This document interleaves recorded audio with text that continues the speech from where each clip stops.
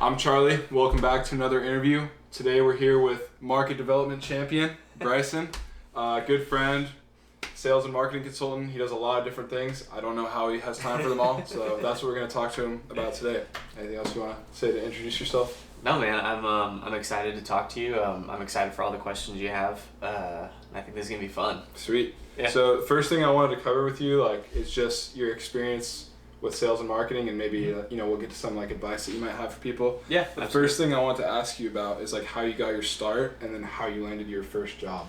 Yeah. So it's kind of an interesting story with how I kind of got into it. So for a long time, I wasn't sure if I wanted to do business in general. I was actually pre-med, so I was in a med school program. I was taking med school classes, all that kind of stuff.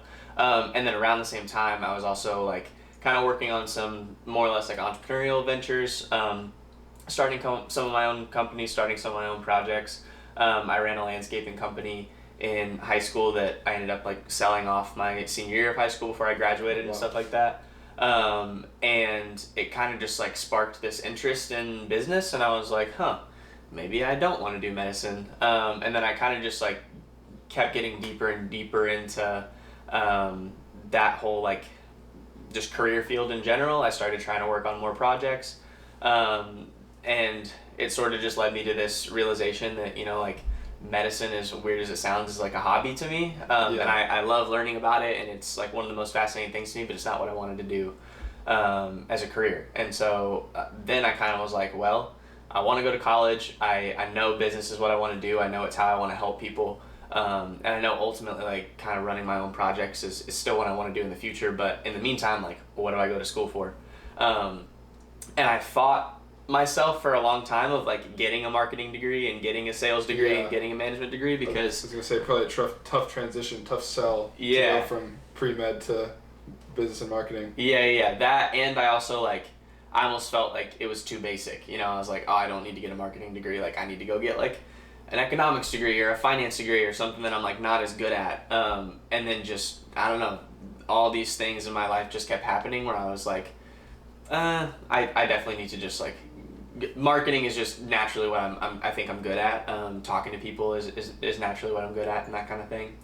And so yeah, man, I went to school for marketing, went to school for sales, got degrees in both, and then I got a degree in management as well.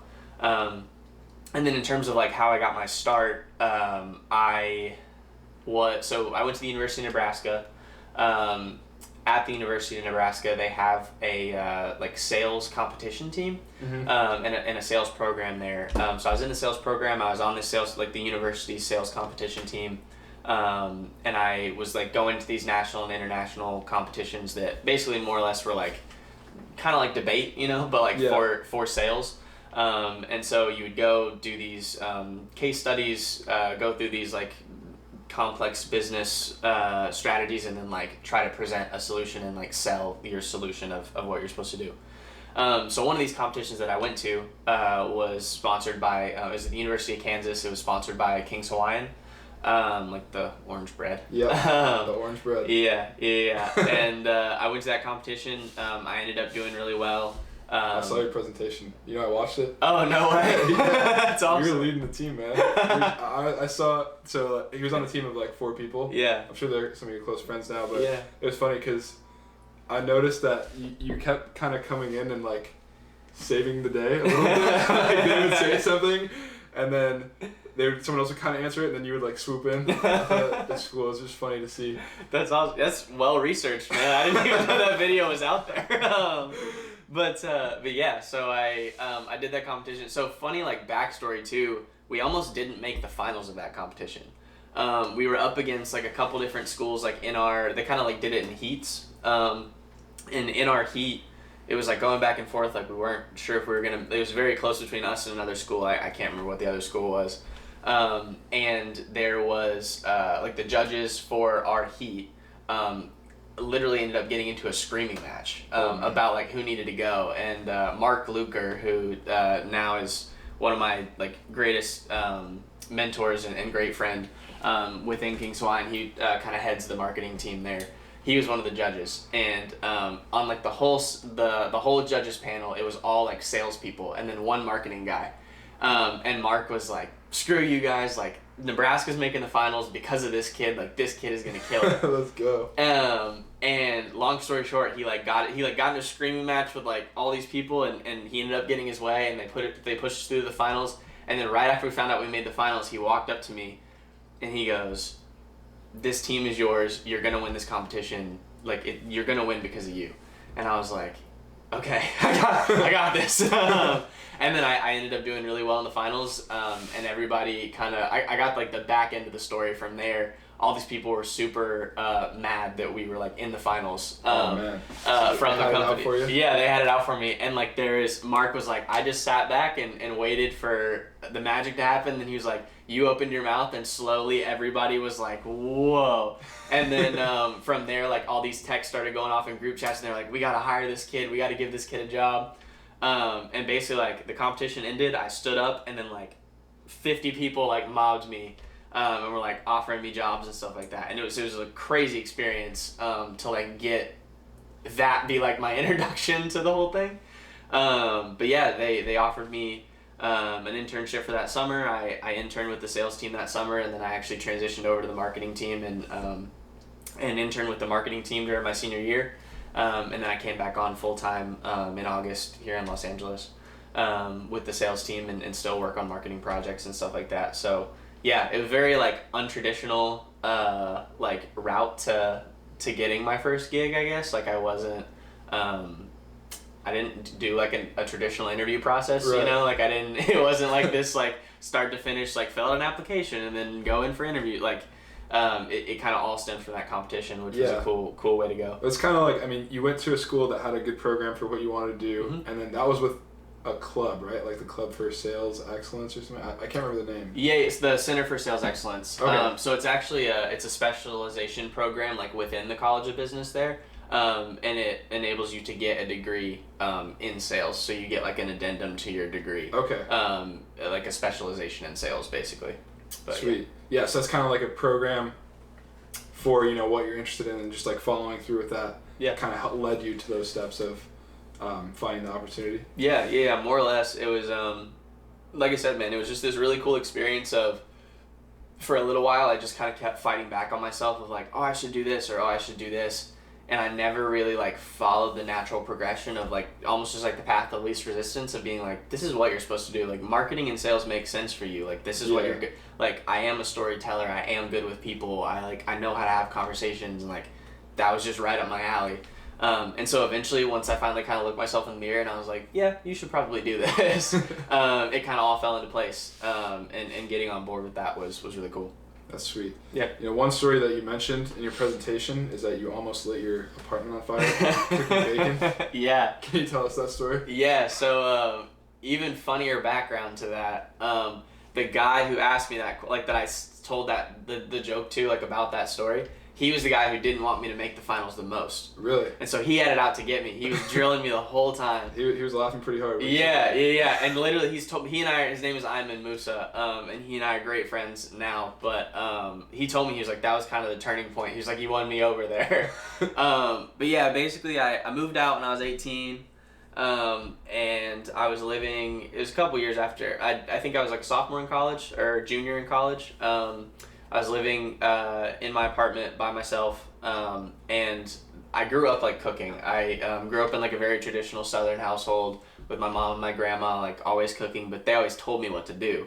And so I just like followed orders, and then I was living on my own, and I was like, well, I guess I have to like figure out how to do this. And so this one day, I think I was making like bacon wrapped steak or something like that. Like I wanted to do something really fancy, and I was like, I got this.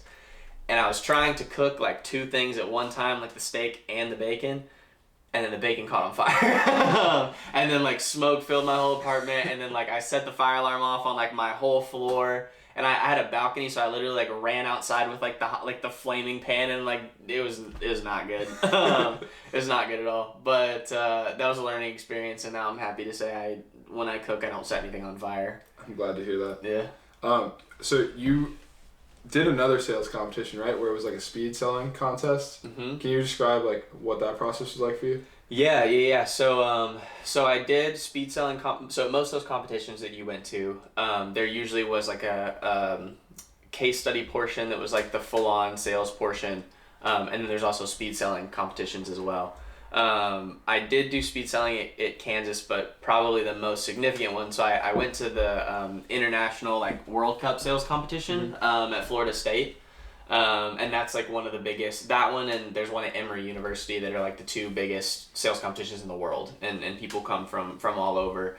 And so we went to this sales competition, and I represented the school there. And I actually ended up finishing like top 10 in the world. I don't remember exactly what I ranked, but I made the finals, was like top 10 in the world for the speed selling competition. And it was a really cool process. It was very interesting. It was very different from like any other speed selling competition I had seen before, because it was like dozens and dozens of companies that you could choose from. You signed up for about 4 prior to the competition happening. And then from there, you like were in this big kind of like ballroom area, and there was all these circular tables, and you basically just like went to your first company on the list. It was like you and then like 12 other competitors, and there was one judge, and it literally would be like you and I sitting right here, and then the other like 11 people sitting around the table just like watching you. And then some guy would get up on stage and be like, 1, 2, 3, go. And then you'd have like, I think it was like 90 seconds or something like that for me to like give you my pitch, basically as to why you should hire me to your company. And then the last 30 seconds was for you to ask me one question and then for me to answer it. But I had a lot going on my last year in college, and going into this competition, I kind of felt like I had already like done what I needed to do. More, I don't know. I'm trying to make excuses. I was not prepared. I was not prepared like at all. I was super not prepared. I like barely researched any of the companies that I had signed up for to do this competition, and I had like nothing prepped. And all these other kids, you know, like they had like down pat, like scripts ready to go. Like they were totally about it, and I was not. And so I was like, well, what do I have to my advantage? And I was like, I can talk. So I literally BS'd every single pitch. Wow. I did every single one like off the cuff, like totally differently. Like 30 minutes before the competition, I just looked up. I was like, what does this company do? What does this company do? What does this company do? And I literally think like I took a little note card and I wrote down like what the company actually did and sold, and then what their like core values were. And that's all I went off of. Wow. And then at like every single speed selling competition, I would just like sit down and I'd be like, okay, like I'm going to tell you about myself, and I'm going to tell you like why, like just a story about me, and kind of like I usually any story that I told, I just drew on life experience, and then I like made sure that kind of the underlying values there aligned with like what that company did. Spoke from the heart. Yeah, more or less. And I don't know, it was probably dumb, but it impressed enough people that I made the finals. So it was a really cool experience. And more than anything, I think the thing that I learned out of that most is that people they value authenticity, and they value realness, and they value you being yourself. And I think if you do that above all else, especially in marketing and sales, like you have to be a storyteller, and you have to be able to convey like what is in here to somebody else. And so like the only way you can do that is by being real. You can't be scripted. It has to come from the heart. And so I've kind of carried that into everything that I've done professionally, whether it's consulting or sales or marketing or whatever.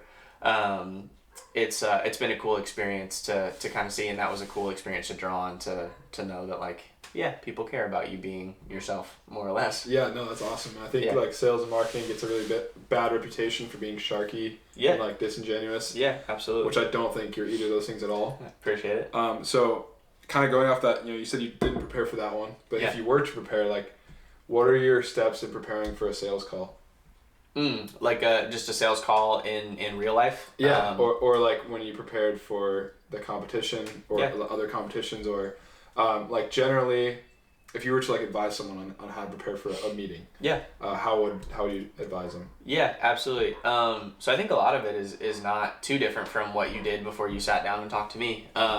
I think you need to be well researched. I think you need to be very in the know on what you're talking about. Like whatever you're selling, you need to have all of your bases covered on knowing what you're talking about, so that you're not pulling the wool over anybody's eyes. So be well researched on what you have to do. Be an expert in your field, and then from there, kind of just get enough information about that person to understand like how can I bring value to what they're doing or what that person needs. And so I think if you're well researched on both ends, from there it really just comes down to, again, being yourself, being genuine. And I think a lot of the times that the reason that sales get such a bad rap is because it is sharky a lot of the time. And more often than not, in a lot of industries, you're really just concerned about closing the sale. You're not really concerned about helping that other person. Right. And something that I really believe is like, if your first intention is to help people, money always comes. Like if you help people, money comes afterwards. And so I kind of try to carry that into a lot of my sales calls. Just really understanding that like if I'm there and like we might have a conversation and I might try to uncover like what value I can bring to you, and I might have to look at you and be like, I probably can't give you anything. Like you should definitely go with somebody else because like what I'm doing is just not going to help you. Yeah. But if you have that level of genuineness, I think that more often than not, it usually pays off for you. And I think that people can sense that too, right? And so I think in preparing for a sales call, be well researched on your end, be well researched on their end, and then try to just really sell to the person, right? Because everybody is different, and I think more often than not, like, yeah, I can come at you with data, yeah, I can come at you with numbers, yeah, I can come at you with whatever to close that sale, but that is going to be applicable to anybody. Like the numbers aren't going to change based on who I'm talking to. What's going to change is the personality that I have sitting across from me. And so something that's really cool is if you can kind of dig into like, where's that person from? What is their family like? How did they grow up? Like, what do they care about? What is their driver? Like, do they want to make the most money? Do they care about being the best in their field? Do they just care about like getting through to their lunch break and like whatever's going to make their like life easier, whatever's going to give them time back, Yeah. I think if you can really understand the person that you're selling to too, it's incredibly impactful in the conversations that you have. Because that kind of gives you the context that you can help them with, right? Yeah, It kind of shows you, if that's your mission, like what you said, that kind of is how you start, then the best way to see that is to understand what that person's values are. Yeah, absolutely. 100%. So what are some things that you think people get wrong in sales? Or like that you see that you think, are misunderstandings or that people, get wrong, in sales? Yeah. As a salesperson, I'm assuming? Yeah. Yeah. So I think I alluded to it a little bit, but definitely getting too in the weeds and getting too in your head, right? I think one of the biggest things that people get wrong is getting too caught up in the numbers, because we live in such a data-driven society now, right? Like everything is about efficiency, everything's about highest, like what's the best performance, what's the best values, what's the best whatever. And that's awesome and that all matters. But at the end of the day, like, until the robots take over or whatever, like we're selling to people, right? Yeah. And so I think a lot of the times people get so nervous about like having every single little digit memorized, and like that's not always what's most important. What's most important is having a conversation. And I think the other thing that people get wrong in sales sometimes too is like the concept of being almost like scared or afraid of failure, or being afraid of that no, right? I think that's to be successful in sales, I think something that you have to eliminate is the fear of no. And one of the ways that I've done that in my life, I got some really good advice one time from, his name is Zach Vitztum. He is the he used to be the head of retail sales at King's Hawaiian, and now he is like 1,000 different positions for King's Hawaiian. He's an awesome guy and wears many hats. But Zach told me one time, he was like, he was mentoring me through my internship.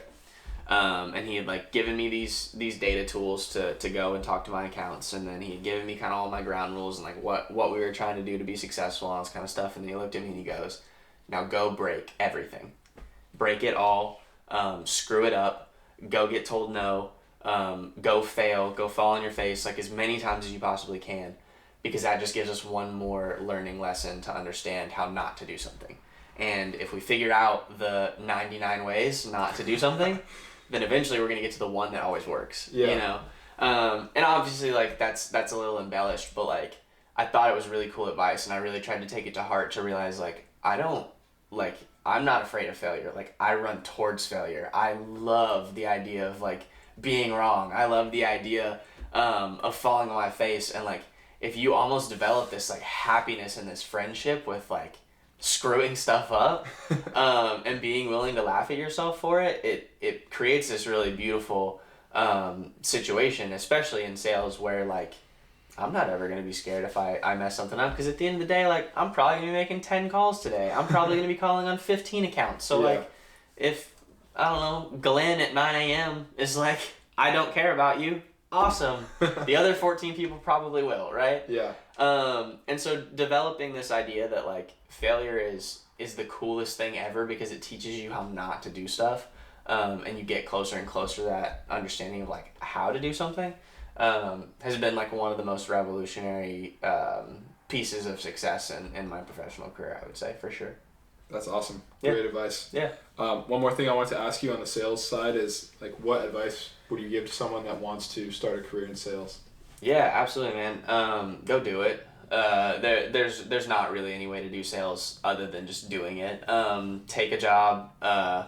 I personally believe that the best way to start in sales is like, be grimy, man. Like, go take, like, everybody wants like the awesome sales jobs, right? Where you're doing the big account stuff, and you're selling like telescopes to NASA. Like, that's amazing.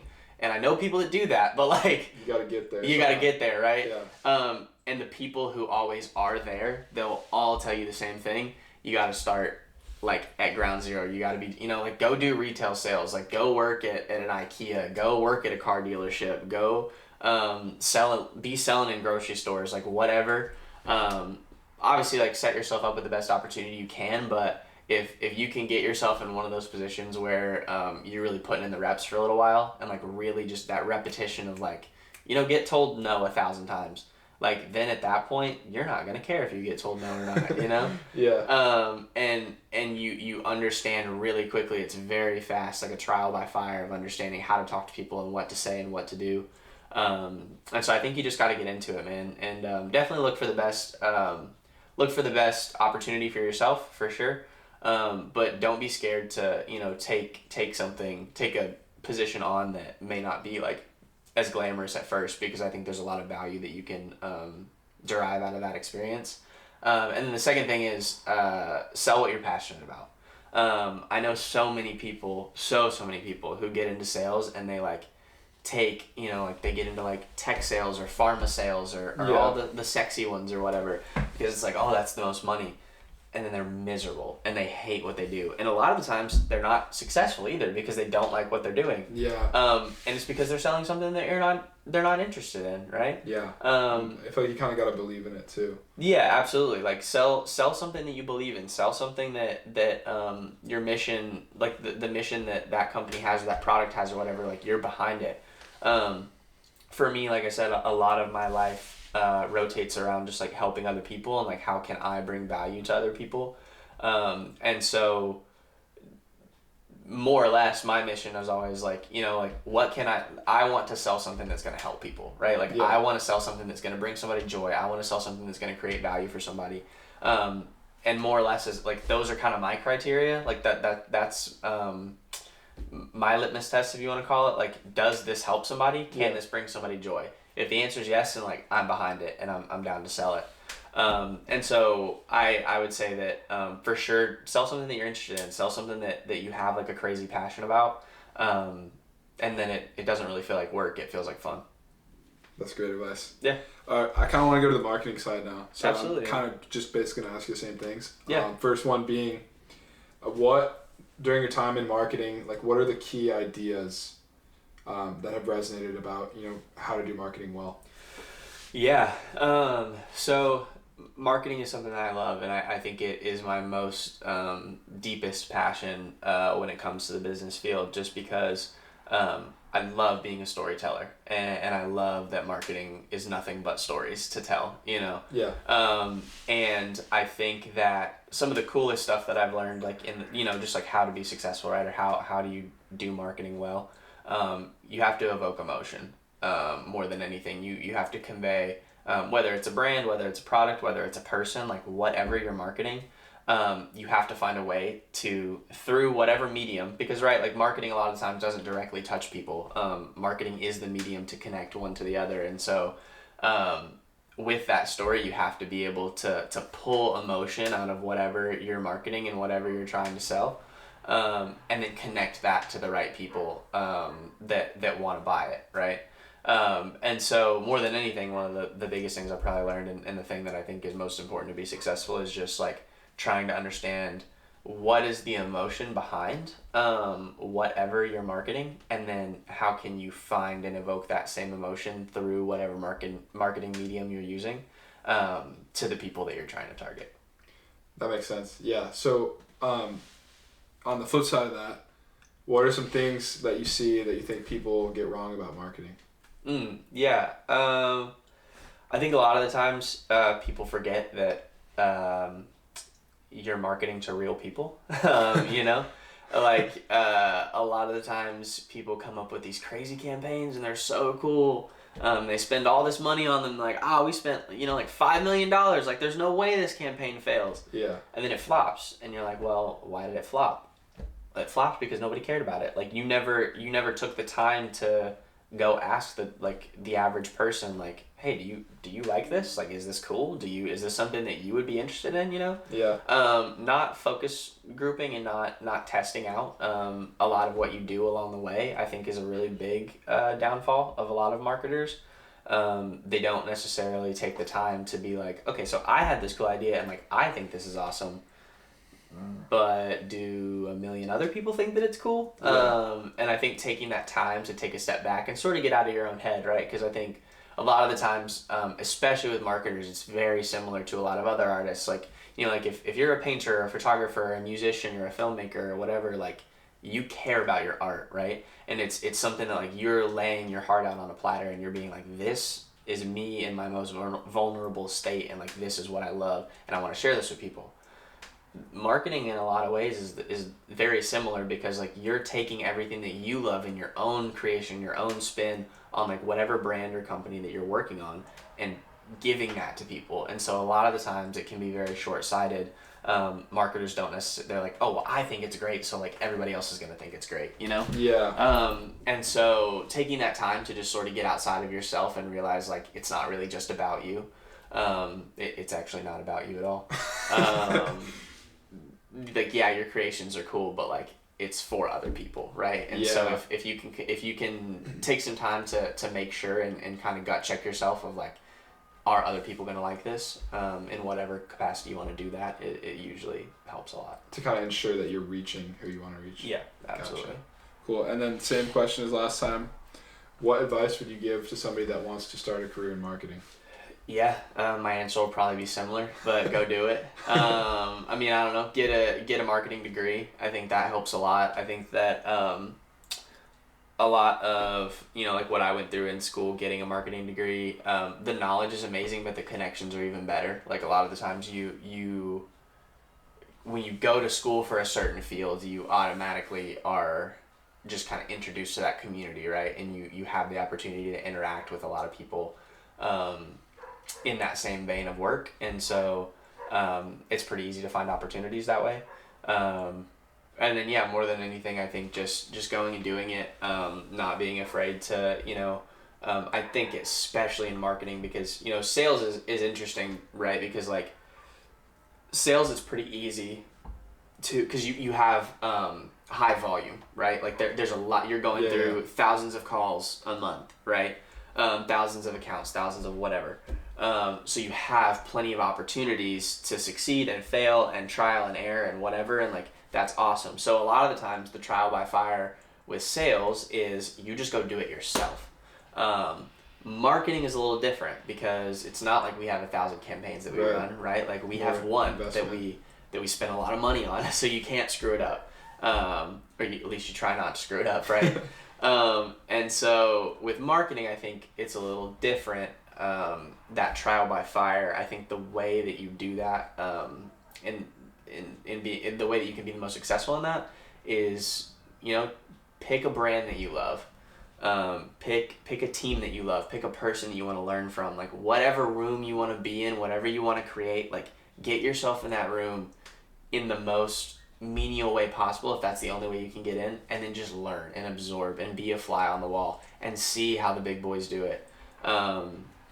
And if you kind of take some time to just learn for a little while in marketing, it opens your eyes a lot of the time and kind of raises your level to really understanding like what it takes to make those campaigns successful. Yeah, so a little bit more shadowing. Yeah. And just like trying to get involved with those projects. Yeah, absolutely. Makes sense. Thank you, Bryson. Cool. Okay. We're back. Next topic I wanted to ask you about was, you've been involved in the creation of many business as well as starting your own kind of consulting firm. Yeah. So I wanted to ask you, what inspired you to start that private company of yours? Yeah. So like we kind of talked about a little bit earlier, I kind of did a lot in like the entrepreneurial space. I don't love that word. I always think entrepreneurship is like such a weird word because like that kind of just means nothing. It's sort of made up. But I ran a couple different companies in high school, ran the landscaping thing, sold that off, moved on to something a little bit bigger.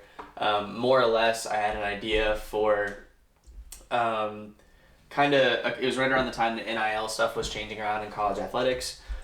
So the idea was like, can we create a platform for college athletes to connect to endorsement contracts and brand deals to capitalize on their NIL potential. I had a program developer that he was a CEO of a company in Omaha, big tech company, that kind of got together with me, and he was like, if you sell it, I'll build it.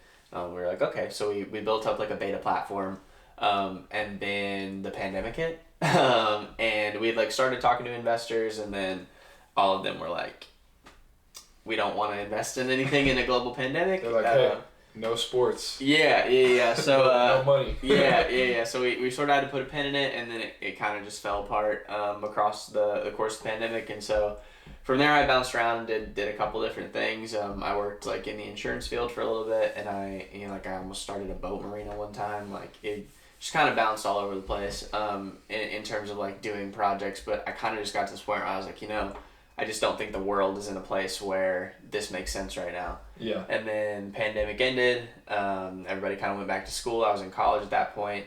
I sort of revisited for a little while the NIL idea a little bit more, like, and it kind of had this twist on it of like Web3, using like the Web3 space because of like NFTs were a big thing. Yeah. Blockchain was a big, like, really hot for a little while. I basically almost had an idea of like NBA Top Shot or something like that before NBA Top Shot, and then there was NBA Top Shot. So it obviously didn't work out, but and it was definitely something that I was like way out of my depth on. But long story short, I kind of just got to this point where I was like, I still know that I want to run my own project, but I know that there's other things I want to focus on right now too. What am I good at? And I kind of had this idea, again, I feel like I come back to so often, like there's these things in my life where I keep having this reoccurring idea about something, or I keep having this reoccurring feeling of like, oh, this would be cool, but like, that's too easy. Like I need to do something else. Like and I kind of finally got it. I feel like over the past couple of years of my life is like, a lot of the times the path of least resistance is the one you should take, Yeah. Yeah. And so I for years I thought about doing consulting, just like private marketing and business consulting, because I just knew that it was something that I would be good at, and I knew that I had the connections at the time in Nebraska to do it, and other places in the country, and so nothing too big. Like it was always just a solo project. But just kind of filed for my own little business and did some consulting work from there. But it was just something, it was a way for me to still have control over the work that I was doing, and I kind of just did it as as contracts came up and projects that I thought were interesting that I wanted to work on, I jumped in on and that kind of thing. And I feel like it's kind of settled down. I haven't done much, I haven't done any consulting since moving to California, just because there's, again, like other things that I want to focus on now. Yeah. But I think that it's something that will kind of continue to just like reintroduce itself into my life, because it's something that I am really passionate about. Yeah. So can I ask you, that was something where you actually like founded like an LLC and incorporated, right? Yeah. Yes. So like I've always thought about doing that, never done it. I think a lot of people out there probably have the same story of like, yeah, they have these ideas. Can you just walk through like how you did that, and maybe some of the steps that you didn't anticipate, or just how it went for you? Yeah, so that one was really funny. I was a broke college kid, so I didn't have like money for lawyers or whatever, and I had no idea how to write LLCs or NDAs or whatever. And so I kind of learned how to do it myself through either just like researching, reading books, or I had a couple connections that were lawyers in the area that I would like get on the phone with and be like, hey, how do I do this? And more or less, I sort of taught myself how to write all that documentation that I needed. And it was not a super easy experience. It definitely like took some trial and error, but I had a friend of mine in college. His name was Michael Ilg. Great friend of mine, great guy. He's in law school at Vanderbilt now. But his dad, Sean Ilg, was a lawyer in the area and like a VP at a major real estate agency there. And so I got connected to Sean through Mike, and Sean kind of again like became one of those mentors in my life and was willing to kind of help me out there. And so I had a conversation with him one time. I was like, if I just like sent you the stuff that I'm writing, would you just tell me if it is legally binding or not? And he was like, yeah, I can do that. And so he would answer some of my questions, and I actually did some consulting for him for a while. But that's kind of how I got started with that whole like LLC process. I wrote all the documentation myself. I would sit in the library for hours. Wow. After I remember there was one time I was writing the documentation for there's a lot of consulting that I did for a couple different tech startups, and tech startups are really finicky, right? Yeah. Because they want to be like very secretive and very protective over like the stuff that they're doing, because like that's why they have value. And so I had to write an NDA. And I remember there was one time I sat in the library until like 2 or 3 a.m. Writing for like hours and hours, just to like make sure I covered everything that I needed. But it ended up, was good and worked. And I sent it to Sean, and he was like, yeah, this is good. So it was kind of all just like self-taught, and there's a lot of trial and error in it, but it was also a really cool learning experience. Yeah. So what was like the most surprising thing that you learned in that experience? Through founding an LLC. Yeah. It costs money. I didn't know that actually before I did it. For some reason I thought you could just walk down to like the city office, and they'd just be like, yes, you have a business. You are a business. Yeah, you're a business owner. And then they'd stamp your paper, and then you'd be like, haha. They don't do that. They make you pay. And it's not like an insane amount of money. I think like at the time when I filed, it was a couple $100 or something like that in the state of Nebraska. So it wasn't like crazy. Yeah. But it did cost money. Which was interesting. And then the documentation more or less is not like crazy complicated. You only need a couple different things, at least in the state of Nebraska. I'm not totally sure how it works in California. But you only need like a couple different articles and stuff like that written out. Business bank accounts are interesting too. I didn't realize that like a lot of the times business bank accounts function very, very differently than what like personal bank accounts function as. So just I don't know. I think the quote unquote biggest learning experience I had were all the little things that I didn't know that kind of added up. Yeah. Whether it be banks or like taxes or filing for the actual LLC itself, or writing contracts or whatever. Like a lot of the little stuff that you don't really know that you need to do until you have to do them. A lot of the times is what kind of came up to be the biggest struggles, I guess. Yeah. So if someone is looking to start a business, but they maybe don't have the network that you do, Mm-hmm. Are there any of those resources that stand out in your head that you would direct them towards? Resources to start a business? As in like resources for the legal side of that process? Like is there anything that you remember that stands out? Yeah, absolutely, man. So this is going to be geared a little bit more towards college students, just because it's the number one thing that I can think of off the top of my head. But it was an invaluable resource for me when I was in college. A lot of the times in college programs, if they have a law school program, law school students will provide free legal services to practice, which obviously they're still learning, so like it's not always like the most the most reliable like law resources, but it is free. And so if you don't have a whole lot of funds, man, lean on people who are also trying to learn. That was something that was a really cool learning experience for me, like just through everything that I've done is if you lean on other people that are trying to learn, that are like around the same age as you, or even just around the same experience level, or around the same ecosystem that you are, if a lot of the times you lean on the people that like are trying to figure it out just as much as you are, it creates this really cool bond of like, hey, I don't know what I'm doing, let's figure it out together.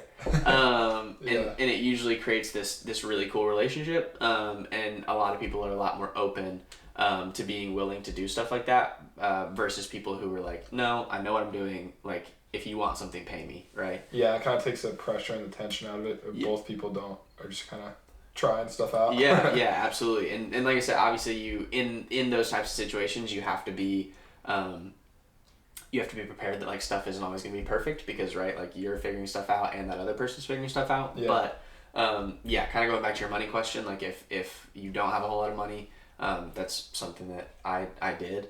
Like I didn't have a lot of money at the time when I was starting stuff, and so one of the resources I leaned on a lot of the times was like Nebraska law students. It was pretty cool. That's sweet. Yeah, that's sweet. I just wanted to talk to you about the process for incorporation, everything. And then, so I kind of wanted to ask, like, this kind of goes with your consulting and your marketing and sales, kind of everything. But if somebody has an idea for a business they want to start, a project they want to do, something entrepreneurial, what do you think is the first step they should take, like, to bring that into reality? Beyond, like, I know, like, we say practice what you want to do and just start doing it. Yeah. But when they want to like take it to the next level, like take it to that business level, what's the first thing that they should do? Yeah. Define your mission, man. Define, like, be so incredibly convicted and so completely understanding of what exactly it is that you want to do. Because if you have a mission that you're bought into, like that's how you get other people to buy into it too, right? Like, what is the value you're creating for the world? What is the value you're creating for other people? Really, really, really define what that mission is and what you're trying to, like, what is the problem? What are you trying to solve? If you have full confidence in that answer, when I ask you that question, if I say, like, Charlie, why do you want to start a business? What are you doing? If you can answer that to completion to me, and be convicted in it and be like, like, I don't know how the hell I'm gonna do it, like, and you don't have to have it figured out. You don't have to know how you're gonna do it. You just have to know what you want to do, right? And that can be totally fine. And that is my answer to a lot of. There's so many people like I have given that answer to, like, I have no idea how I'm gonna do it, but this is what I want to do. And I know why I want to do it. So if you can answer that what and why, a lot of the times it's pretty easy to get people to buy into the how, more or less. Yeah, that makes sense. I think that's really good advice. So if you don't mind me asking you, can I ask you what was the mission statement for your consulting group? Yeah, man. It more or less, I don't know if I can remember what it was actually written out to, but more or less my mission was to provide you unique and honest consulting to the little guys, right? Like I never really took contracts that were for like big corporations or anything like that. Like it was always like, it was individuals, it was startups, it was people who didn't necessarily, like they had all the pieces of like an idea or a skill set or whatever, but they didn't necessarily have like the business savvy to kind of like carry that through in whatever portion of like, or whatever stage of the business they were at, or anything like that. And so a lot of the times it was really just me trying to target, like, where can I take the skill set that I know I have and give that value to somebody else, because they have everything else figured out. This is just what they're missing. Yeah, that's sweet. Thank you, Bryson. Yeah. So the next thing kind of topic I wanted to cover with you is that, you've moved a lot in your life. I was wondering if you could kind of just like recap all the cities that you've lived in and like just give me the timeline. Yeah, man. So it's kind of a long story, and I have lived all over the place, but to answer your question of where I have lived, So I originally was born in Tennessee. I'm from a little like one stoplight town called Dyer, Tennessee, and I mean that so literally. We got like one stoplight. We have one grocery store, one church, one bank. There's 2 restaurants. There is a guy named Joe has a place called Joe's Burgers right off the bypass. Shout out Joe. Yeah, and then there's a Subway inside the grocery store, and that's pretty much it. So I was born in Jackson, Tennessee, technically, because Dyer doesn't have a hospital. So that was the closest city with a hospital. But I was born in Tennessee, lived in Dyer. From there, I moved, and this was all probably before the age of 10, right? I moved to Dallas, Texas for 2 or 3 years. Moved back to Dyer, and then I moved to Colorado Springs for like 6 months. Moved back to Dyer. Then I moved to Memphis. Tennessee, and that's usually when people ask me where I'm from, I just say Memphis because you're not going to know where Dyer is, but so I'm from Memphis, Tennessee. Lived there till I was about like 10 or 11, and moved around a bunch of different places within the city of Memphis, but when I was 10 or 11, moved down to Shreveport, Louisiana, and I lived there for 6 years, and then moved to Omaha, Nebraska. I lived in Omaha up until I went to college, and then so I was there for about 3 years. 3 years in Omaha, and then moved to Lincoln, Nebraska. Other than that, I lived 1 summer for work in Kansas City, and then lived in Lincoln until I graduated college. I graduated college in 3 years, so I spent 3 years in Lincoln. Or I guess 2 years in Lincoln, because one of them was the pandemic, so I was still living in Omaha. But 2 years in Lincoln, and then this past August moved out here to Los Angeles. Mr. Worldwide. So, something like that, I guess. Dang. So I was wondering if you could like kind of touch on some of the cultural differences between those places that you noticed.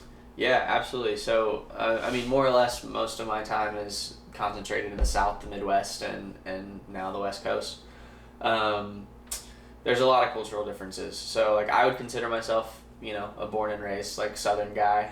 So I have a lot of those values of like yes ma'am, no ma'am, yes sir, no sir, hold the door open for somebody. And it was so funny when I moved to the Midwest. I was working a job. It was like the only job I ever really had in high school. It was right before I started my landscaping company. And I was working as like a waiter and a host at this restaurant, and I walked up to the door. There's women walking in. I walked up to the door. I opened the door, and I was like, "Howdy, ma'am. Like, how's it going?" And she complained to my manager. What? And Wait, really? Yeah. She told my manager, she was like, "You need to tell your host to not call me ma'am because I think it's disrespectful and it makes me feel old."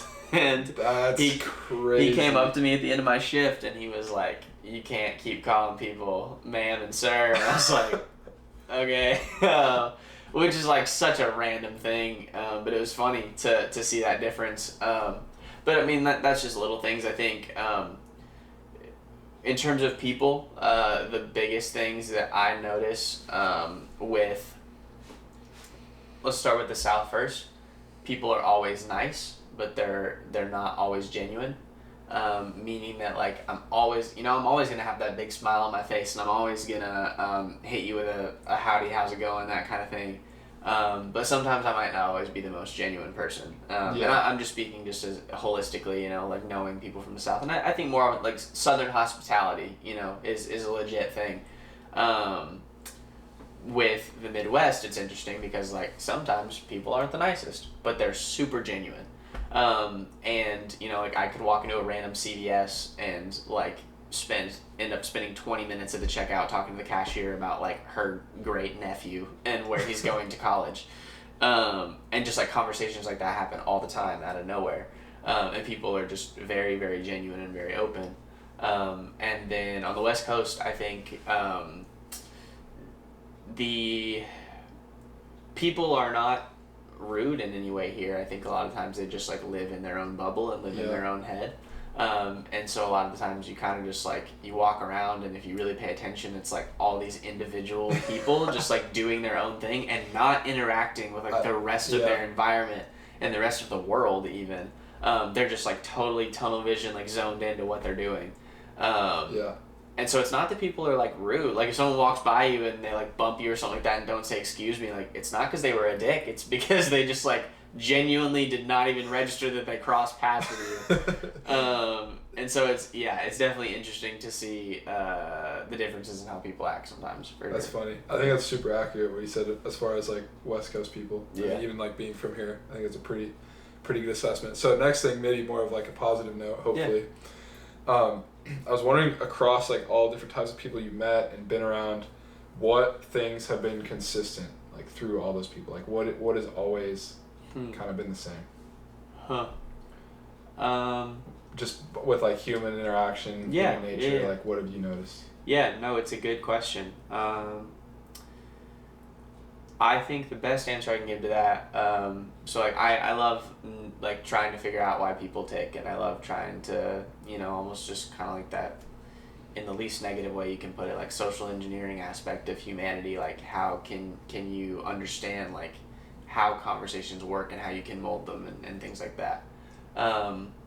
One of the things that I see most consistently across everybody is that if you know where somebody comes from, you can figure out where they are today, right? Like if you can understand the background, if I can understand like what was your hometown like, what was your family like, what did you do growing up, what are the hardships that you endured, what are the things that you love, if you can understand what happened to somebody before, a lot of the things that you may try to piece together or answers that you may try to find about somebody now, a lot of the times fall into place and make a lot more sense. And I think that that's something that is the exact same across the board for anybody that I've met.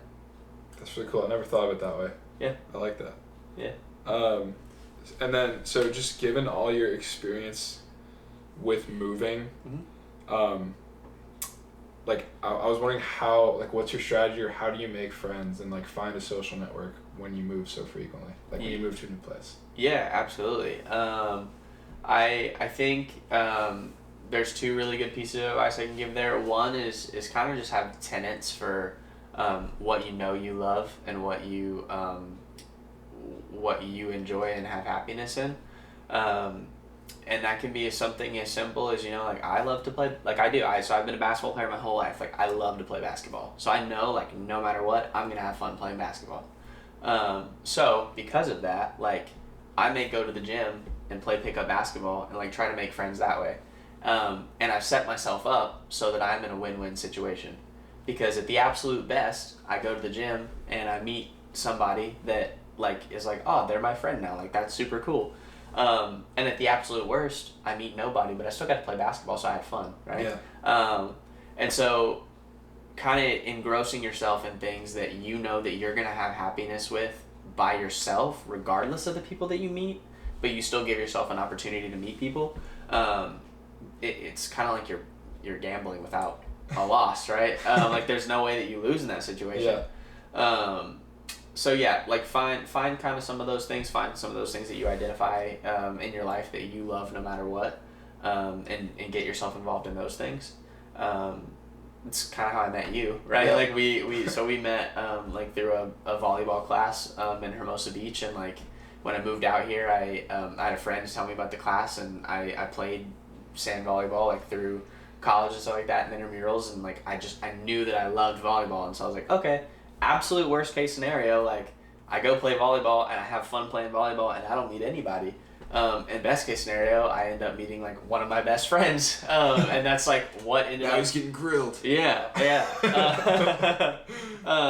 But seriously, man, like that's kind of how that kind of stuff works, right? And so like I met you, and I am like so happy to say you're like one of my closest friends now, and it's awesome. You too. Yeah, setting yourself up in situations like that are super sick. And the second thing is don't say no to anything. Obviously, like keep yourself safe, and like I don't mean that to the extreme, but more or less like when people call you and be like, oh, let's go do this, or let's go do this, or whatever, just say yes, because like 9 times out of 10, in my experience at least, you're gonna have fun. Like it's gonna be cool. And like worst case scenario, if you don't have fun, like boo-hoo, you lost one night, and then like I can go back doing things that I like, right? Yeah. But if you keep a really open mind to just just being willing to do anything and everything and get yourself out of bed, get yourself out of your room, whatever.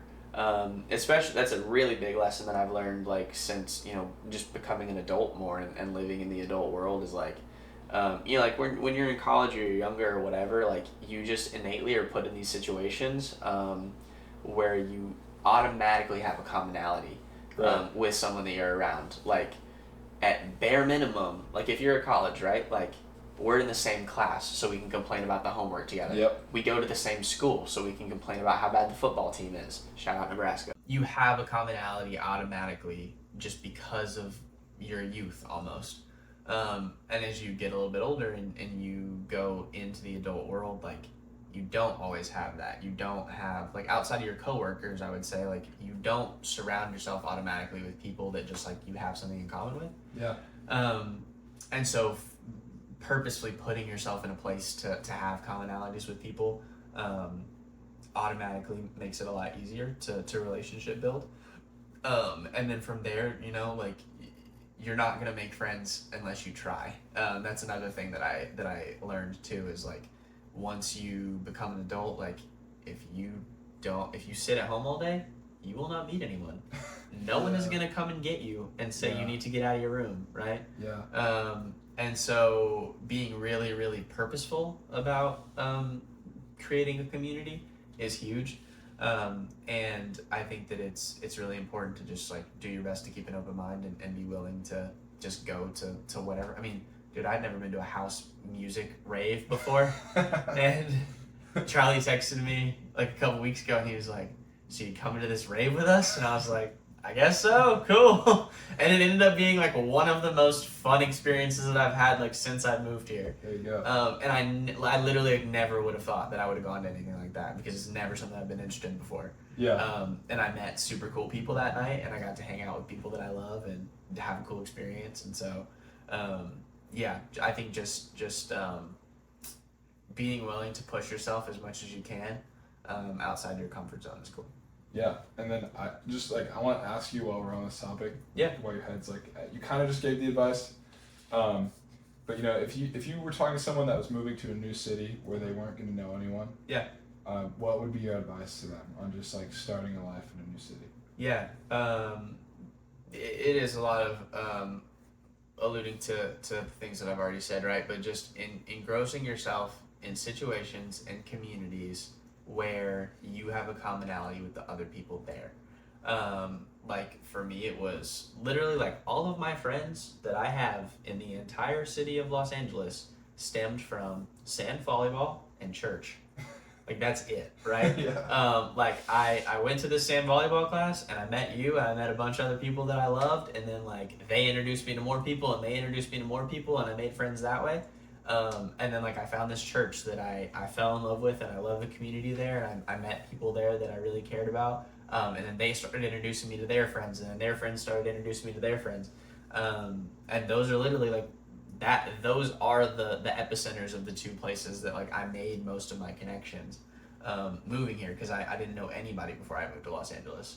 And so, yeah, I would say if you're moving to a new place, just do everything you can to identify those things that make you happy and identify those things that you're gonna love, even if you fly solo, right? Yeah. Like, I think that is one of the coolest things to learn about yourself, is, like, if you can find that stuff that gets you going no matter who's around you, that joy is always gonna, like, overflow towards other people, and it's never gonna be a bad bet. You're never gonna lose. You're always gonna have fun. If you surround yourself with those types of situations, because, like, worst case scenario, you had fun doing what you were doing, and then maybe you'll meet people next week. But best case, you meet somebody cool while you're doing what you love. There you go. Yeah. I like that advice. Yeah. I'll be moving to a new city soon, so gotta keep that one in mind. Yeah, man. Next thing I kind of want to talk to you about was, you do a million things. I don't know how you do it. I want to talk to you a little bit about time management. So, how do you manage your time? Very poorly.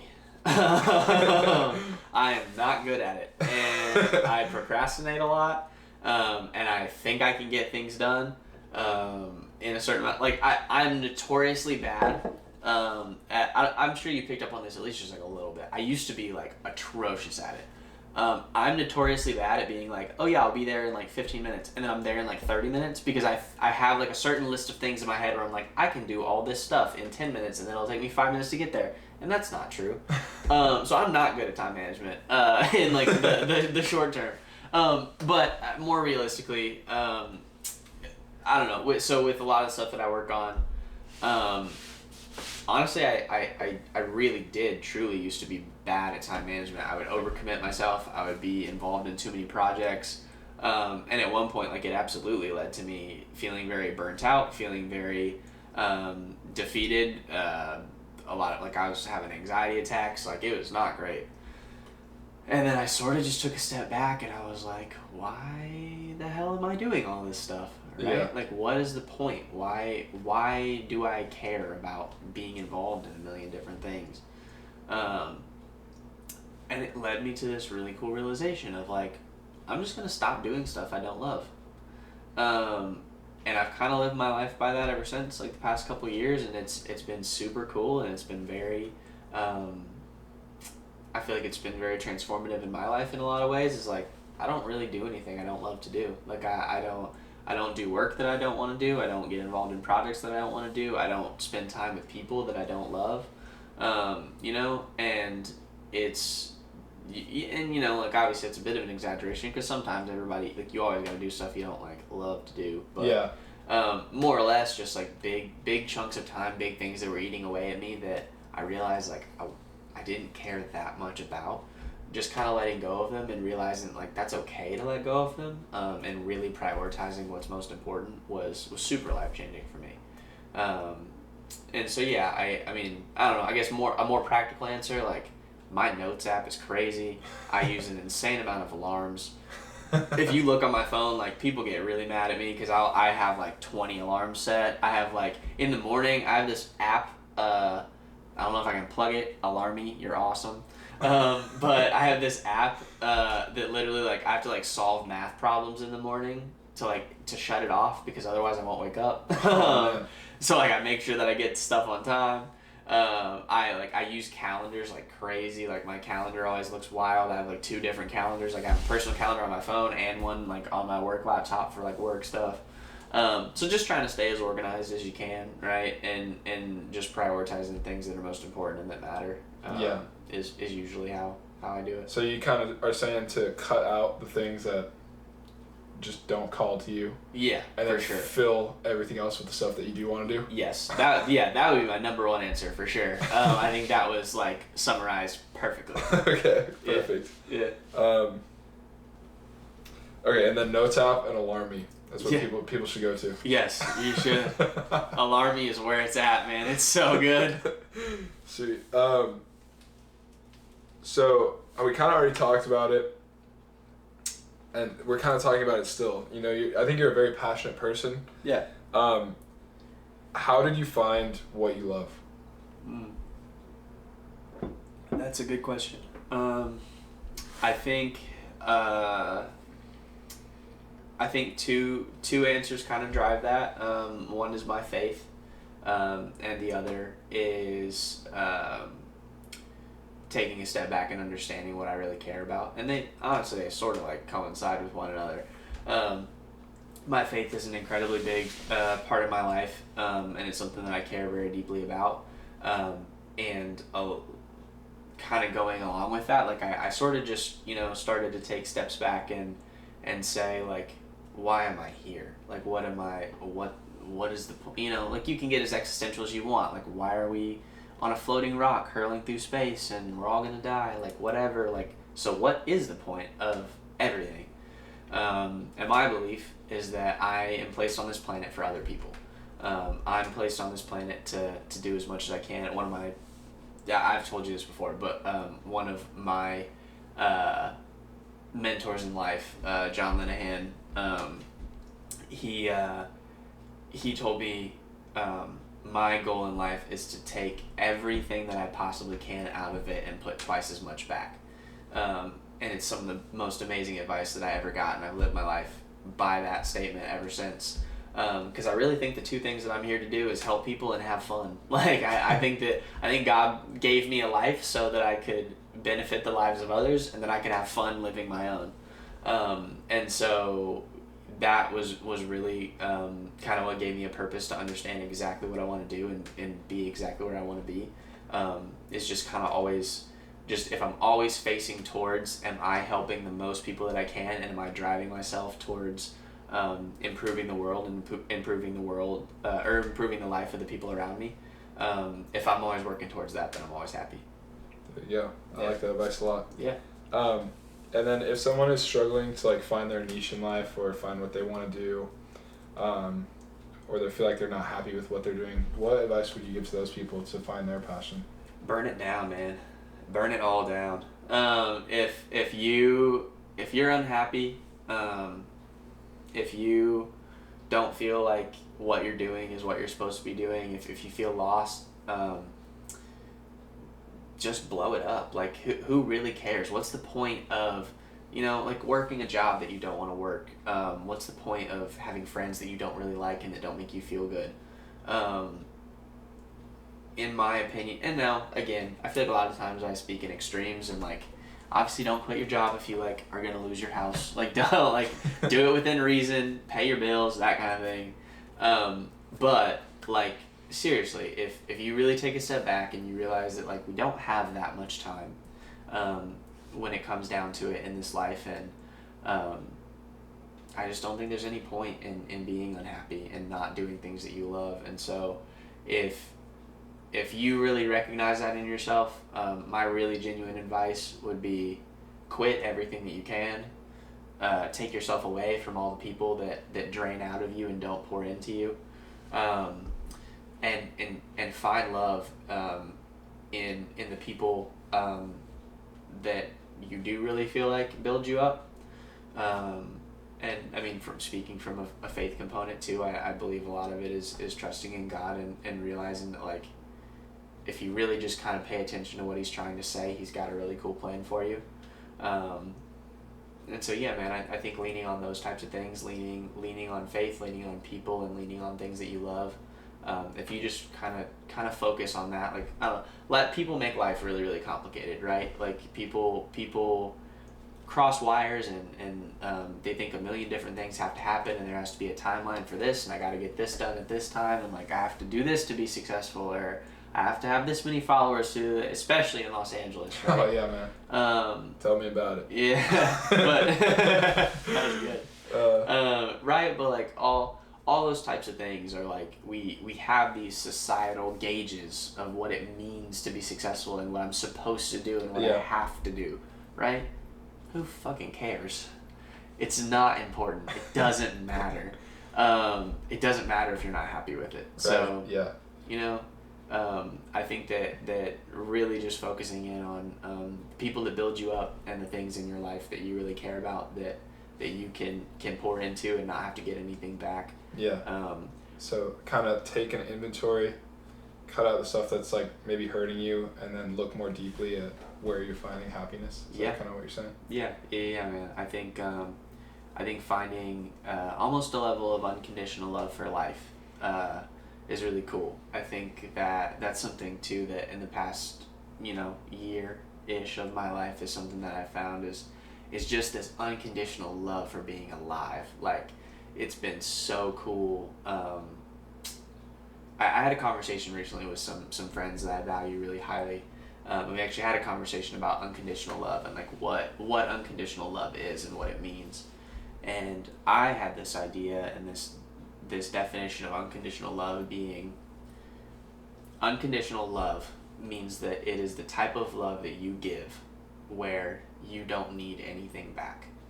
Like, I am just going to give it and I don't have to get anything back from what I'm doing. If you can have an unconditional love for life and you just have things that bring you joy, and you don't care about, you don't care about the money, you don't care about the fame, you don't care about whatever else is the success that's supposed to come back from that. I personally believe that in a lot of ways, if you go about life that way, a lot of those other things come, and a lot of those other things just naturally fall into place. That makes sense. Yeah. Yeah. Thanks, Bryson. Of course, man. Yeah, so you mentioned your faith. I kind of wanted to talk a little bit more about that with you. Yeah, of course. Can you just like describe your faith and how you got involved with religion? Yeah.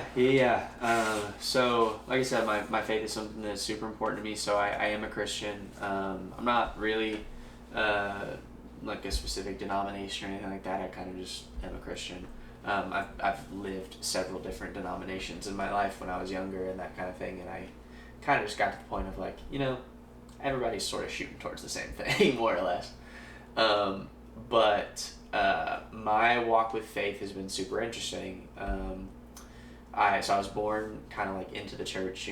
My mom is a God-loving woman, probably the most I've ever known. And so she, I was raised like going to church, very traditional story of like Bible Belt, Southern Christian, going to church every Sunday, going to Bible study, going to Christian summer camps, like the whole nine.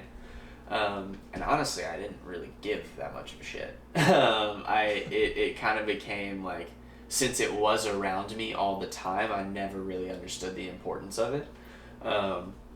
And I kind of just like went through just the monotony of it. And it was like the norm for you. Yeah. I just went through the motions, so there wasn't much behind it, right? And that's kind of how it went for most of my life, more or less. And then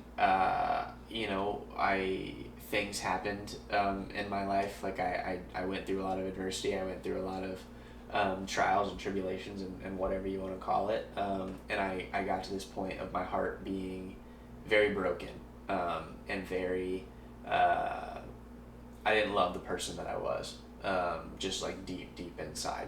And I thought that there was something really wrong with me, and I wasn't sure if I was cool with the direction that my heart was going. And it was right around the time that I moved to Nebraska. I can actually remember like kind of the exact instance. Funny enough, I was talking to somebody about the same story last night, which is so funny. But I had this art teacher in high school. Her name was Miss Cox. So Margaret Cox, if you ever see this video, I love you very much. I don't know where she is now, but hopefully she's still teaching art. But she was my art teacher, and I went to the largest public high school in the state of Louisiana. And you're very much not supposed to talk about religion to the students. But for some reason, she and I just like, we always talked about our faith. And she had just such this cool conviction about it and was just so sure of her faith. And we would talk about prayer a lot, and we would talk about, she had this really cool concept. She showed me this book one time. I think it was called I don't remember the author, but it was called The Circle Makers. I'm pretty sure. And it was this like concept of like the biblical implications of like praying in circles and stuff like that. And she kind of started to put me back on that path of like, maybe, God is the answer to a lot of the emptiness that I feel. And then I moved to Nebraska. And again, that was a very like wild experience. To keep it super short, I didn't even know that I was moving to Nebraska when I moved. I just showed up and I thought I was visiting, and then I just like stayed with like a suitcase and like, wow. That's all I had. And so I remember I was like trying to come to terms with like, is this where I'm supposed to be? Is this gonna be okay? And I just had this overwhelming desire to pray. And I had been like walking around the neighborhood that I was in, and I walked up to the high school that I was gonna be going to, and it just made a block like around there was like 2 blocks around the high school basically that more or less made a whole circle. And I was like, okay, I'm gonna walk a circle around the high school, and I'm not gonna do anything but pray. And I'm just going to pray for answers, and I'm going to pray for understanding, and I'm going to pray for reasoning behind why. Like, just tell me why I'm supposed to be where I am. And is this is this okay? And by the time I finished that circle, I had an overwhelming amount of reassurance that, like, this is exactly where I'm supposed to be. This is exactly the situation I'm supposed to be in my life. And it was this really beautiful thing, because then I I started going to school there. I moved there. I met all these friends that I'm still great friends with to this day that like really kind of broke down a lot of that, a lot of those calluses and that scarring that was on my heart. And I learned to love again in a really cool way and develop really deep connections in a really cool way that I hadn't been able to in a long time.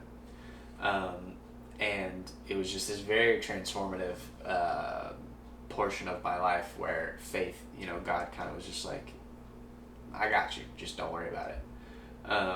And it made me very reflective, right, too, because there's a lot of things that I went through in my life that I was very angry at God at. I was pissed off that he had put me through the things that I had, and I was mad that he had taken things away from me, and I was mad that he had hurt me and that he had hurt other people in my life, right? And it kind of finally clicked. I was like, that could have been a lot worse, like there could have been times like I could have been dead. I could have been on the street. I could have not had food to eat. I could have been in a much worse place than I ended up. And I got to this point of being really, really proud of the man that I was and the person that I was and who I was continuing to become.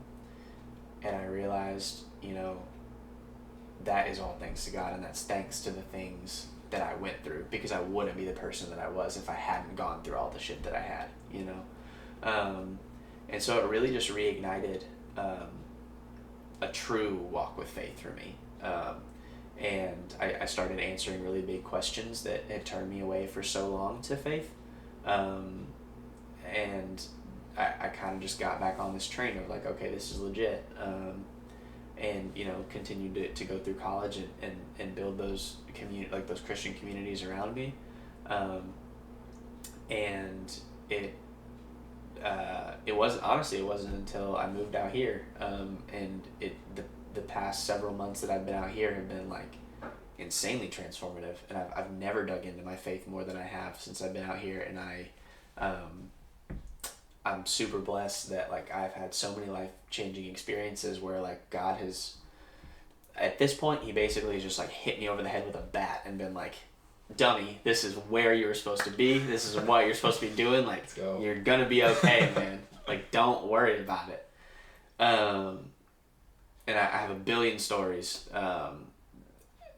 behind all that kind of stuff, but just really true testimony and really true reasons as to why I believe that, and why he's put me where I am, and why he's put the people around me that he has. So yeah, man, finding my faith in that way has been really cool, because it started out as this really sad story of like I was middle finger to the sky, like not rocking with the big man, and then finally realizing like, hey, this could have been a lot worse. And there's not really an explainable reason. Well, there is, but there's not really an explainable reason as to why it wasn't worse. And then I looked back and I was like, oh, that was because, God figured it out for me. Yeah. Which is really cool. So I was wondering if you could go a little deeper and kind of, explain what you mean when you say God and your relationship with God. If you could just explain that for us. Yeah. So, I mean, I guess in terms of like a definition of God, to me, like my belief is God is the traditional Christian belief of God, the Father, the Son, and the Holy Spirit. I believe in that holistically. In terms of my relationship to God, I feel like that's been very transformative recently too. And I've had a lot of really wise people give me a lot of really cool lessons on it. And I used to struggle a lot with my relationship with God, because I would be like, God is, I almost viewed God as like this ruler, right? Or this tyrant that I was supposed to like submit to. I was like, I'm not submitting to anybody, like screw that. And then I finally had somebody say, God is your father. Like God, like the same relationship that a father has with his son, like God has with you. And I'm not submitting to him because he is tyrannical. I'm submitting to him because he cares about me and he loves me, and in the same way that like you love your dad, right? In the same way that you love your mom, in the same way that you love your grandma or your grandpa or whatever, like that parental figure in your life that like is going to love you and carry you and nurture you and be there for you no matter what and build you up. That is the same relationship that like God has with me, a millionfold, right? And he has that same relationship with everybody. And so kind of redefining that was really cool for me. And yeah, I would say that is a good summation of what my relationship with God really is. Yeah, thank you. I think a lot of people, like in the current day and age, miss those kind of feelings and like that kind of guidance in their life. So I appreciate you coming on here and explaining that for everyone. And then one of the last things I wanted to touch on with you, I know that you're very passionate about suicide prevention. So I was wondering if you could just talk a little bit about why that's important to you and how you've been involved in, trying to prevent suicide. Yeah, man. I appreciate you asking me that because that is probably like my favorite thing to talk about in the world. I'm literally wearing a suicide prevention hoodie right now. But so I have had a really intense journey with suicide and with mental health in general. So more or less, I believe my real true purpose and the thing that I'm working towards most in my life is I want to prevent suicide at a global scale. Like I want to take that away from people. And I believe that is what God has called me to do, and that's what I believe I've been called to do in my life. And the reason being is I've had a whole lot of people really close to me, friends and family that I care very much about, struggle with that a lot. Struggle with suicide, suicidal attempts, suicidal ideation, struggling with their mental health, that kind of thing. And it was something that really, really deeply impacted me for a long time, and I was always surprised at the fact that I went through my own hard times in my life, right? Suicide was never on the table for me. It was never something that I even conceptualized as a possibility. And I never really understood why. Why does my brain work differently? Why do I think that I could never take myself out of the game, And the more that I got involved in that space, I realized that it was such a I believed that was a blessing and a skill that I was given. Yeah. That is never a place where my brain goes, but I'm being surrounded by all these people that are struggling with that. So I do want to help them, right? And so more or less the story goes, someone very, very close to me that I love very, very deeply, tried to take their own life. Out of nowhere, and it rocks my whole world. I had no idea what to do. It came completely out of nowhere. It shattered my entire existence for a while, and I absolutely thought that it was my fault, because I didn't, I didn't see it, or I wasn't there for them, or whatever. And a couple months went by, and thankfully their attempt didn't work. But they were still struggling. But then a couple months went by. And I was in a fraternity in college, and one of the things that my fraternity did is they made us go through this thing called REACH training. REACH is a program that was founded at Ohio State University, and then Nebraska adopted it. But basically it's a suicide prevention program.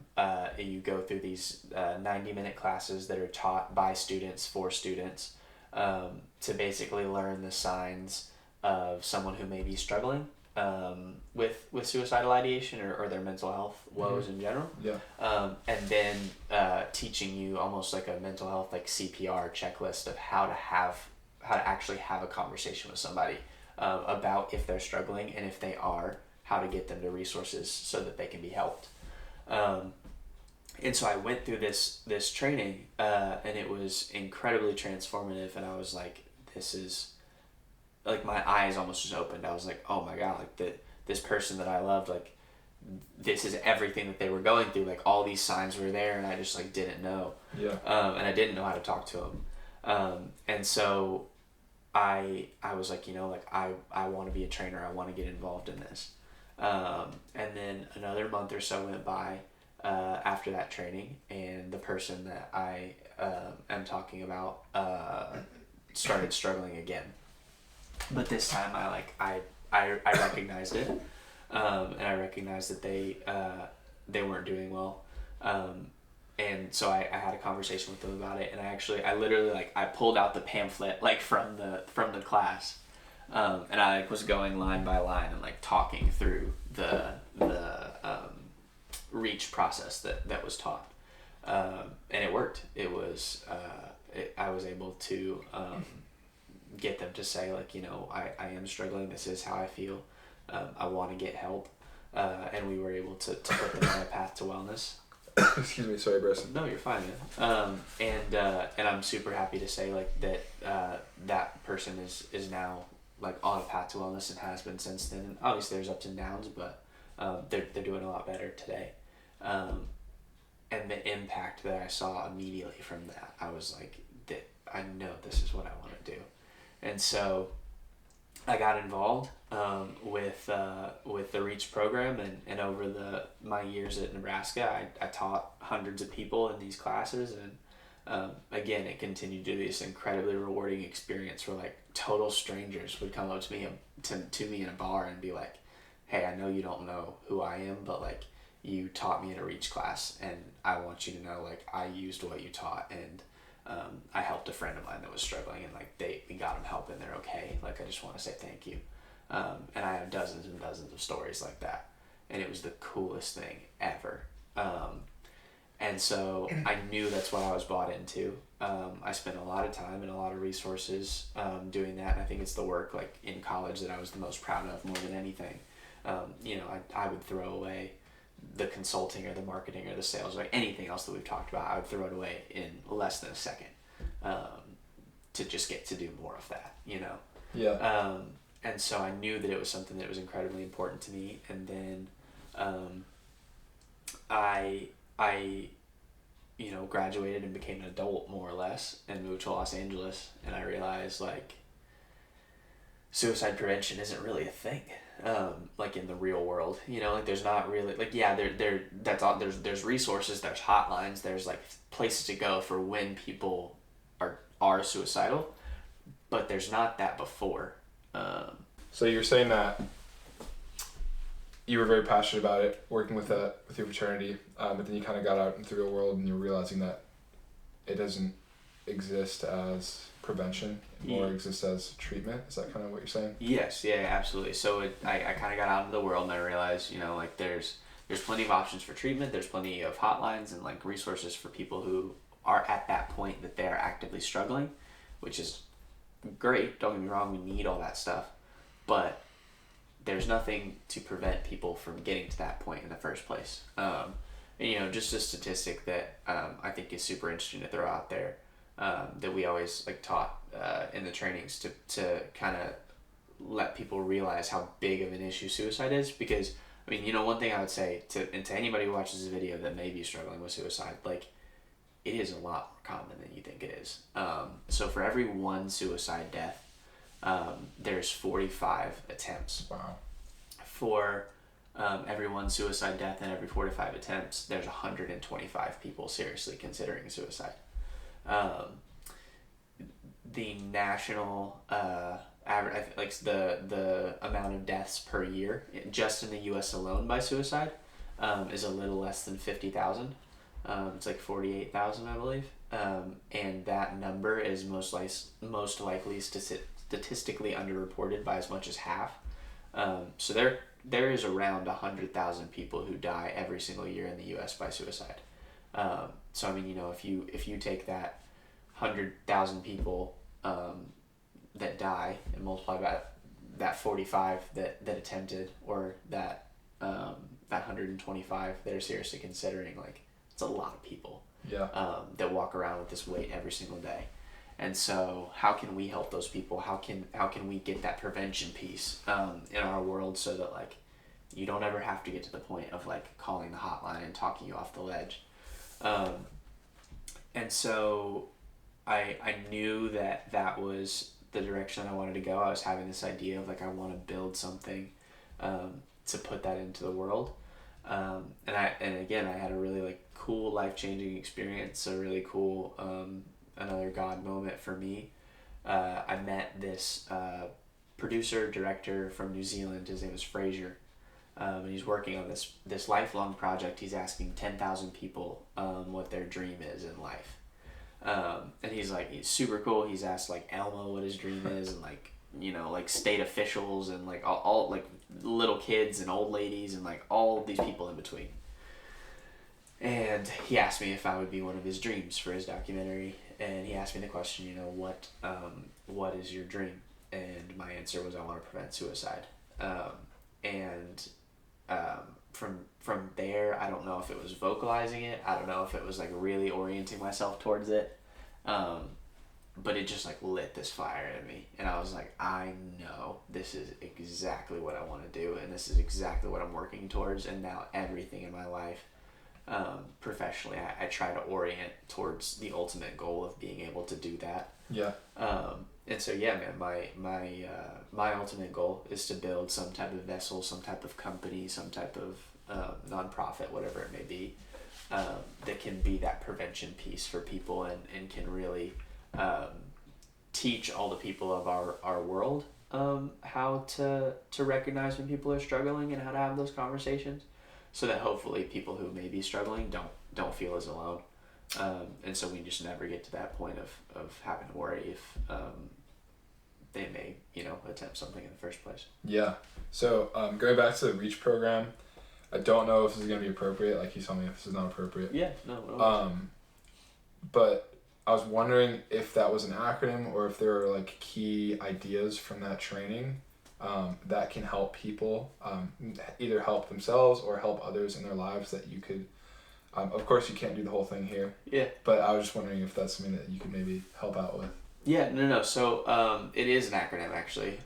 So it is an acronym that we taught, and the REACH process, REACH, is actually like that was the steps that we taught you to go through that conversation. So the R is recognize warning signs.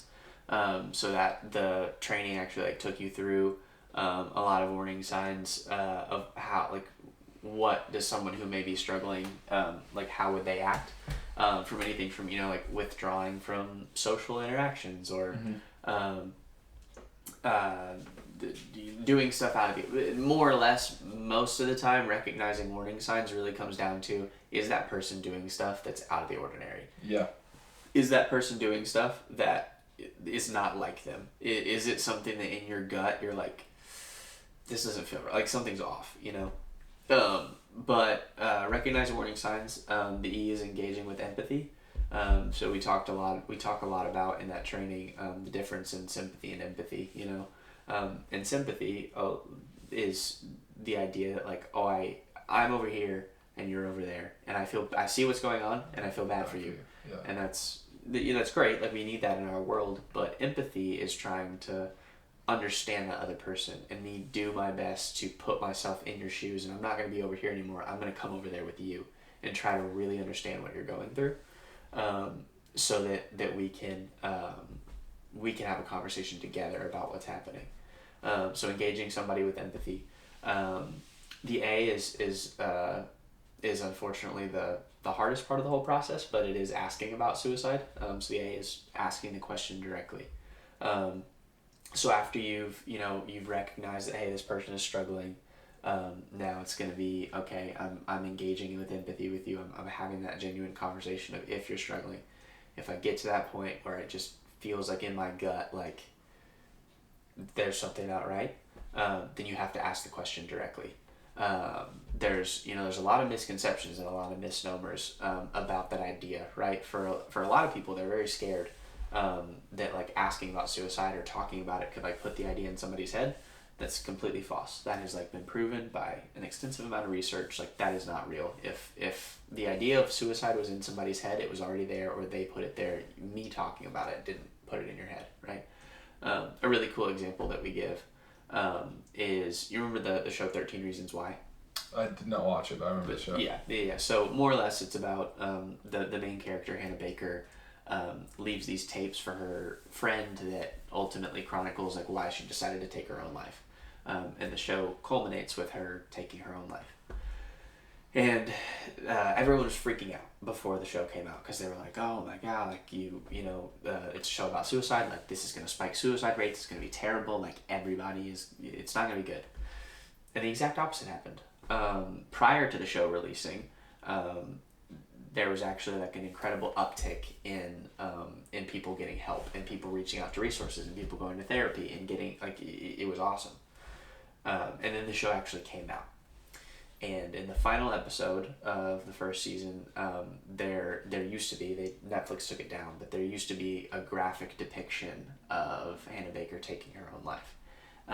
And that night, suicide rates spiked across the country in copycat cases.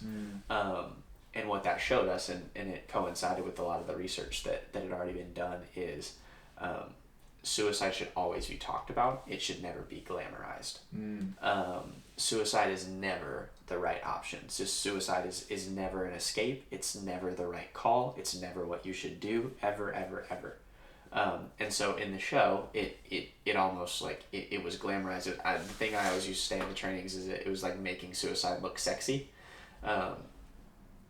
It's not a sexy option. It's not appealing. It's not what someone should do, right? And so we never want to glamorize it. We never want to put it on a pedestal, but we always want to talk about it. And so, yeah, it's important to ask the question directly because it may be that like gut punch that somebody needs too, right?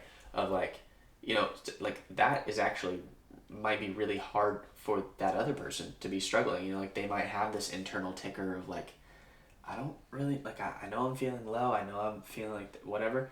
If you look at me and you ask me, like, Bryson, are you thinking about suicide? The needle stops, right? And I either got to be like, yes or no. Yeah. I don't get to, like, do this whole psych my own self out thing anymore. Like, I have to answer you, right? And that's incredibly scary, but it's incredibly important because, a monster that I can't see is a lot scarier than a monster that I can, right? Yeah.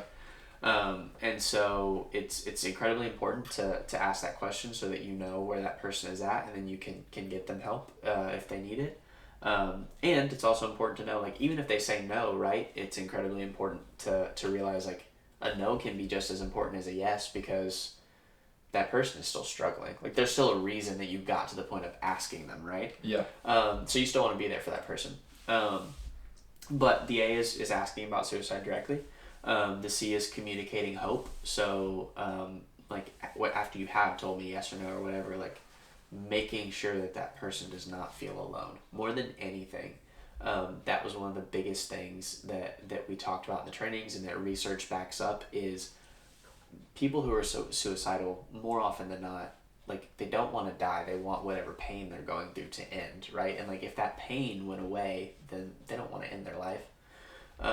And so one of the things that is so often contributing to people attempting and completing suicide is like isolation, like just feeling like they're by themselves, like it's not a super crazy analogy. Like I'm sure any person watching this video or you yourself or me, I've picked up something really heavy, right? And like something heavy is something heavy and it's really hard to carry on my own.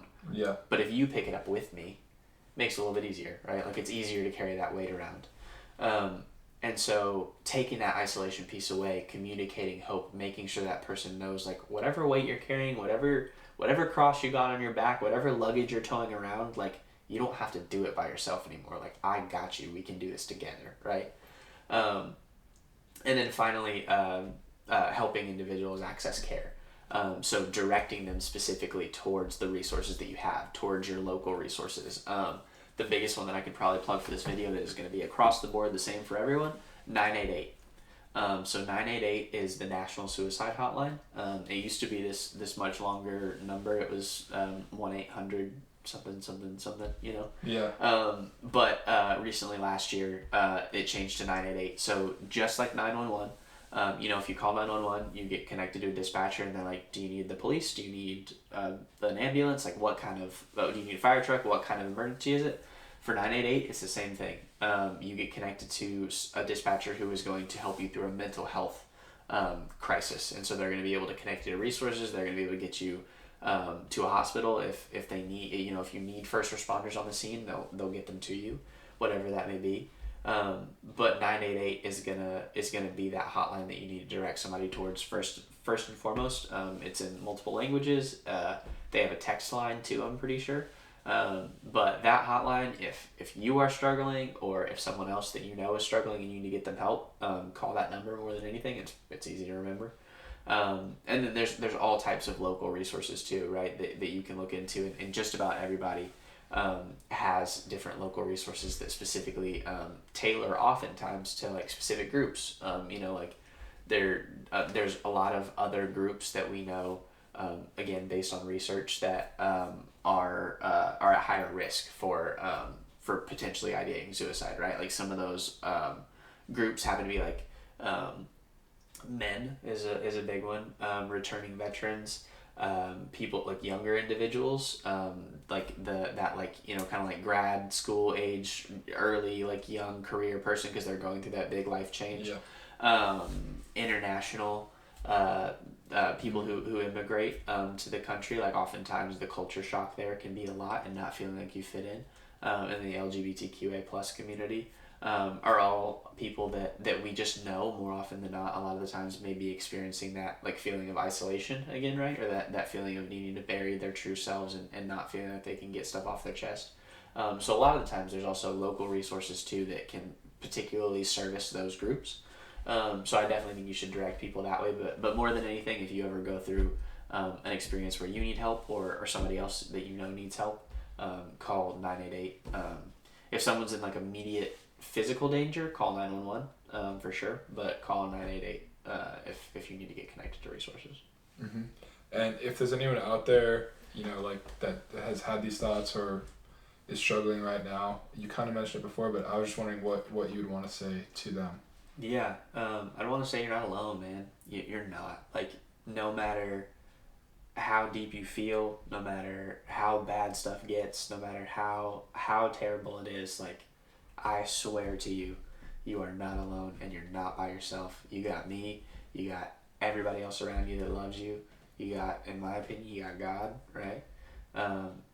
There's so many people that love you, and what's one more day, right? You've been doing it for however long you've been doing it. What is one more day to just see if it gets a little bit better? And I do believe that if you just kind of keep on keeping on, stuff gets better and stuff turns around. And so know that you're not alone. Know that you're not struggling by yourself. Know that this is so much more of a common issue than people think that it is. And so many people deal with those thoughts and struggle with those things.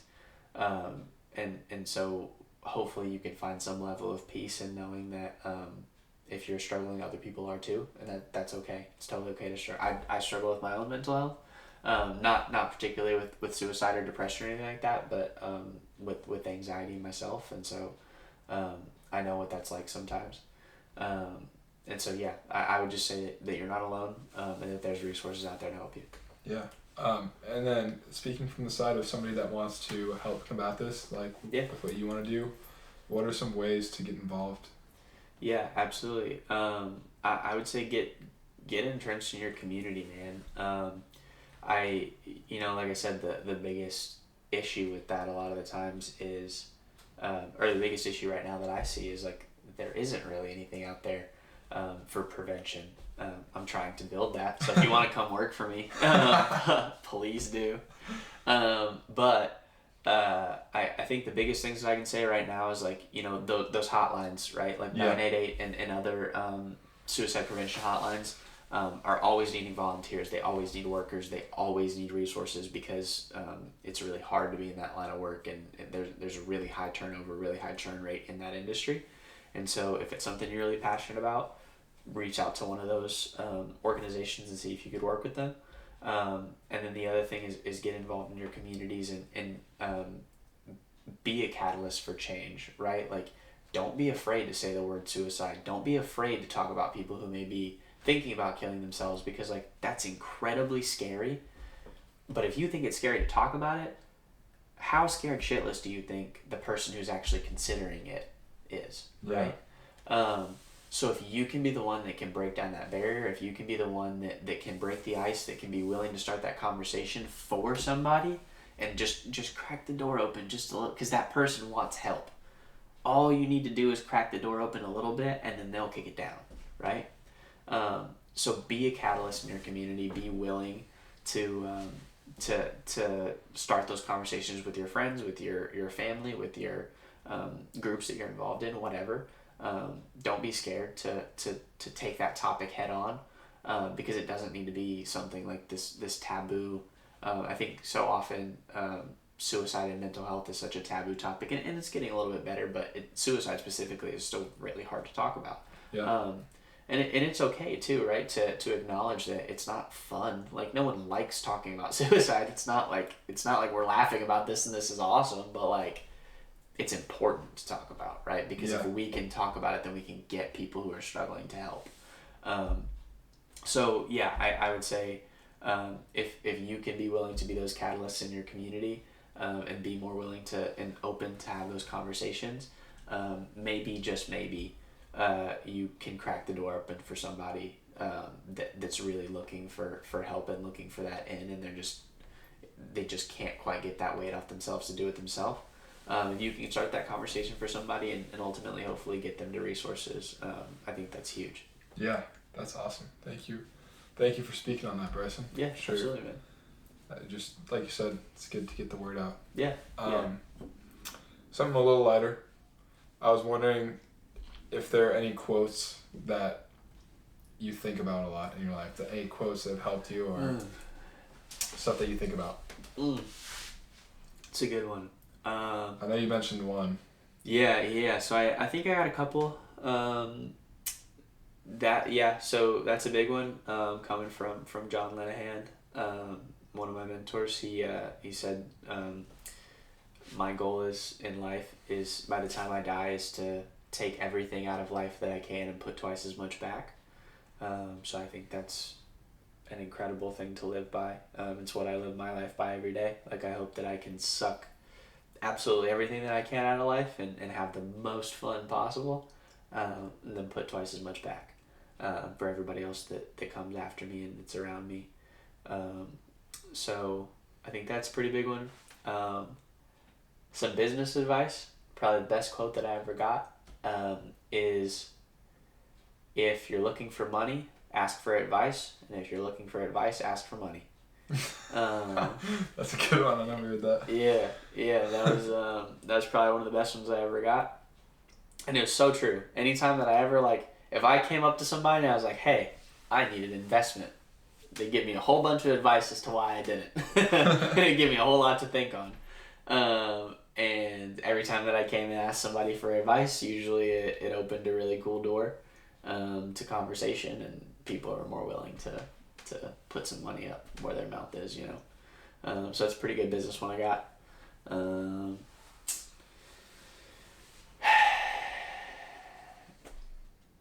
know it's hard to think of on the spot. Yeah, no, I think the last one that I would think of off the top of my head that I really, really love, Matthew McConaughey wrote probably one of my favorite books ever, Greenlight, his kind of memoir. He lives by this motto of all right. And this motto of just keep living. And I think it is really powerful though, to just kind of take this approach of just take it one day at a time. Nothing is going to change tomorrow, but it doesn't mean it's not going to change tomorrow either. Yeah. As crazy as that sounds. And I think if you just take everything one day at a time, take stuff a little less seriously, just keep living, is really cool, and just being willing to just see where life takes you. Cool. Yeah, life is interesting. That's another John Lenahan quote. Life is interesting. Life is interesting. So yeah, just keep living, man. Life's fun. Just embrace the fact that you can be happy when you're sad. You can be sad when you're happy. And you can find joy in the fact that like you're getting to live the human experience. And I totally get it. Shit sucks. Shit really sucks sometimes. But it's also really awesome. It's also really awesome. Yeah. There's also like just really cool beauty in the fact that you get to experience that much pain, and it gives you so much more appreciation for that joy that you feel. And so yeah, I think just keep living, and see what good you can put back out in the world. I like that a lot. Yeah. Like those. Last thing I want to ask you. Yeah. This video is gonna live forever. How do you want to be remembered? Oh man, it's a good question.